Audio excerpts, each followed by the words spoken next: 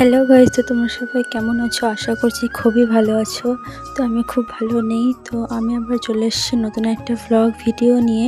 তোমরা কেউ এই ভিডিওটা স্কিপ করবে না, পুরো ভিডিওটা দেখবে। আর তোমরা কে কোথায় থেকে আমার ভিডিওগুলো দেখো প্লিজ কমেন্ট করে বলবে। তো আজকে আমি সকালে চলে গেছিলাম স্কুল থেকে বাড়িতে এসে যা কাজ ছিল সব কাজ করে, তো আজকে রান্নার দায়িত্ব ছিল আমার। সন্ধে 6টার সময় আমার রান্না একদম কমপ্লিট।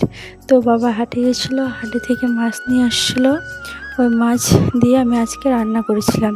আজকে আমি আলু আর কচুরমুখী, আমরা কচুরমুখী বলি, তোমরা কে কী বলো প্লিজ কমেন্ট করে জানাবে।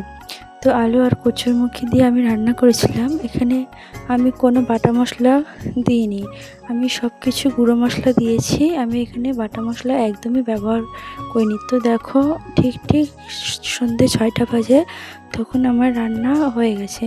আমার রান্না কমপ্লিট করে তারপরে আমি আজকে ভাবলাম যে আমি আজকে সন্ধ্যার সময় চান করব, অত সকালে আমি স্নান করব না। কারণ আমাদের এখানে প্রচণ্ড গরম পড়েছিল, না বৃষ্টি না কোনো কিছু, হাওয়া একদম কিছু নেই। তো আমি একদম 6:30টার সময় স্নান করেছি, একদম রান্না বাড়ি করে সব কিছু করে স্নান করেছি। তো প্রত্যেকদিন তো আমার বোন এবং মা রান্না করে, আজকে আমি রান্না করেছি। তো দেখো তোমরা, কালারটা কত সুন্দর এসছে। তো তারপরে আমার রান্না হয়ে গেছে। রান্না শেষে আমি জিরার গুঁড়া দিয়েছিলাম, বললাম যে আমি আজকে শুধু গুঁড়ো মশলা ইউজ করেছি, একদম বাটা দিইনি। তো আজকের মতো এইটুকুই, পরে আমি আবার অন্য কোনো ভ্লগ ভিডিও নিয়ে চলে আসবো।